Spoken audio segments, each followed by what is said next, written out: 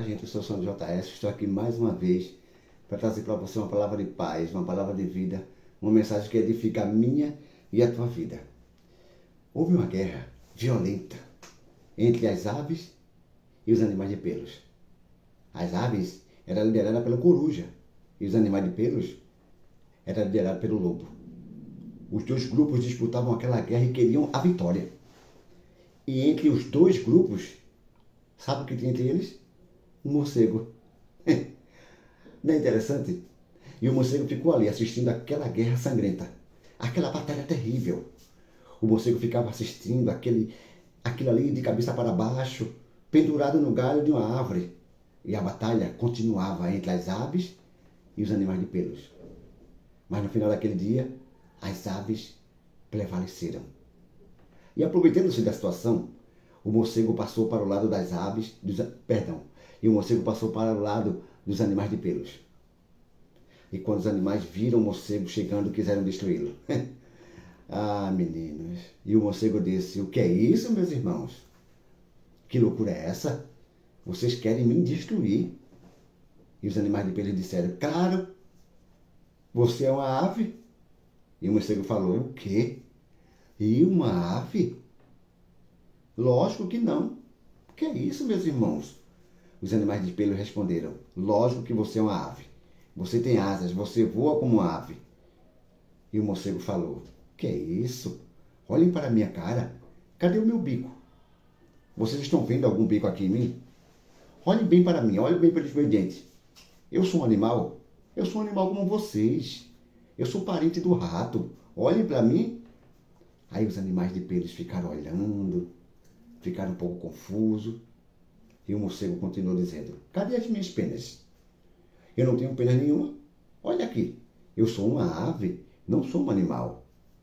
Então os animais disseram: poupem o morcego, ele é um como nós. Naquele dia, o morcego ficou todo feliz, porque ele estava do lado dos vencedores. Mas no dia seguinte, as aves contra-atacaram e recomeçaram aquela guerra, aquela batalha terrível. As aves atacando os animais de pelos. E mais uma vez o morcego se pendurou de ponta para baixo de uma árvore e ficou ali assistindo aquela batalha o dia inteiro. E quando o dia acabou, as aves prevaleceram. Então o morcego, vendo que a situação tinha mudado, foi voando de galho em galho em direção às aves vencedoras. E quando o morcego chegou na frente da coruja, que era a líder das aves, a coruja deu a ordem: prendam esse animal. E o morcego disse: eu, animal? O que é isto? Que injustiça é essa, meus irmãos? Então o morcego continuou: que animal que nada! Olhem para mim. Como foi que eu cheguei aqui?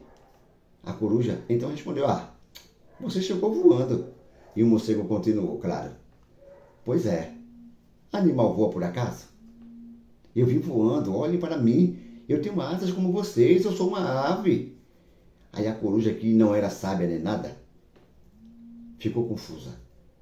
E o morcego disse: olhem para mim. Veja se eu tenho pelos.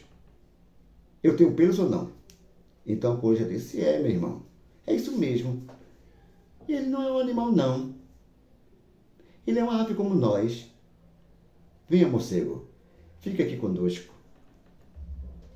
E o morcego ficou ali, naquele grupo, como se fosse uma ave, até que a situação mudasse novamente. Porque ele sempre queria estar do lado dos vencedores. Você que está me vendo e você que está me ouvindo nesse momento. É comum a gente ver muito disso na política, não é verdade? Quantos inimigos no primeiro turno, quantas agressões, quantas difamações. Um dia desse mesmo a gente viu, vocês viram um político agredindo o outro com a cadeira. É interessante, né? Mas depois que o lado inimigo vai se tornando vencedor, então o lado que falava mal se torna aliado e muda de lado. E aí você vê muitos na política. Não preciso nem citar nomes, porque eu tenho certeza que você sabe de quem eu estou falando. E você sabe do que eu estou falando. O mesmo acontece num ambiente de trabalho. Basta o chefe cair em desgraça que os subordinados estão todos ali, bajulando o novo chefe. Mudam de situação. A gente vê isso também até no meio da parentela. Porque caiu um parente em desgraça, perdeu o emprego ou está endividado, ou algo ruim aconteceu com aquele parente, oxe, a parentela muda de lado na hora. Muda de preferência. E você acha que isso também não tem na igreja? Infelizmente, acontece a mesma coisa. Você sabia que nem mesmo o grupo que Jesus Cristo formou escapou disso? Eu vou te dizer. Enquanto Jesus estava no auge da popularidade, todos os discípulos queriam ficar ao lado dele. Todos queriam ficar ao lado do Senhor. Um brigava para ficar do lado direito, o outro brigava para ficar do lado esquerdo. Mas quando Jesus foi preso, todos, unanimemente, sumiram. Cadê aqueles que queriam ficar com Jesus? Deram foi no pé, mudaram foi de lado. Ficaram feito um morcego de cabeça para baixo, olhando a situação passar. Sem esquecer de Pedro, né? Quando alguém lhe disse, o teu jeito fala igual ao dele. Pedro disse, eu? Que é isso? Eu não sou um galileu, não. Então as pessoas disseram, você é um discípulo desse homem. E Pedro, surpreendentemente, disse que não o conhecia. Naquela hora, Pedro mudou de lado. Isso é do ser humano, mas do ser humano que não tem personalidade. Pedro fez tudo isso e ainda negou Jesus por 3 vezes. Ele mudou de lado, porque ele ainda não era uma pessoa de caráter. Ele não era uma pessoa de caráter unanimemente cristão. Ele ainda não era salvo. Mas Jesus Cristo, muito bom, depois de ressuscitado, foi lá se encontrar com Pedro e perguntou para Pedro 3 vezes, Pedro, você me ama? E 3 vezes Pedro teve que dizer, sim, Senhor, eu te amo. Para contrabalançar com as 3 vezes que Pedro negou Jesus, aí Jesus fez Pedro mudar de lado. E como se Jesus dissesse, Pedro, você viu, Pedro, que foi uma furada que você fez. Você viu o que fez, Pedro? Você ficou do lado dos inimigos, Pedro, porque você achou que eles tinham vencido. Mas quem venceu foi eu, Pedro. Eu estou fazendo uma conjectura minha. Olha eu aqui vivo, ressuscitado. Acho melhor você passar para o meu lado. Aí Pedro passou sabiamente para o lado de Cristo. E então nunca mais ele mudou de lado. Ficou firme do lado de Jesus até a morte. Até morrer também crucificado. Porque se você não sabe, Pedro, ele também morreu crucificado. Mas ele não queria morrer como seu mestre. Só que ele pediu que colocassem a cruz de cabeça para baixo. Porque ele não era digno de morrer como seu mestre. Pedro aprendeu a lição. Saiba que Jesus quer que você seja uma pessoa de uma palavra só. Certa vez ele disse, o vosso falar seja sim, sim, não, não. O que passar disso é de procedência maligna. Diga não quando for não, porque fazendo assim, a tua palavra será poderosa e a tua vida será abençoada. Você sabe por que Deus é Deus? Porque ele se mantém fiel a ele mesmo.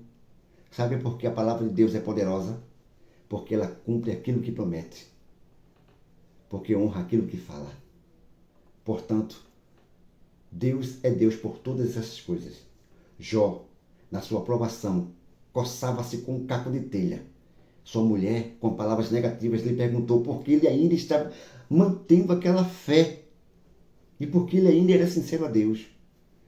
Jó simplesmente respondeu, como qualquer doida falas tu. Receberemos o bem de Deus e não receberemos também o mal? Jó jamais pecou com a sua boca. Manteve-se fiel a Deus porque ele sabia e sempre dizia com fé e com muita convicção no seu coração, eu sei que o meu Redentor vive e que por fim em breve se levantará sobre a terra. Portanto, você que está me ouvindo, você que está me vendo, acredite e mantenha a sua posição, ainda que esteja caído ou caída, no pó. Se você for fiel a este Deus poderoso, em breve se levantará sobre a terra e te dará recompensa. Eu não sei qual situação você se encontra nesse momento, Talvez você diga para mim, Sandro, eu estou fraco na fé.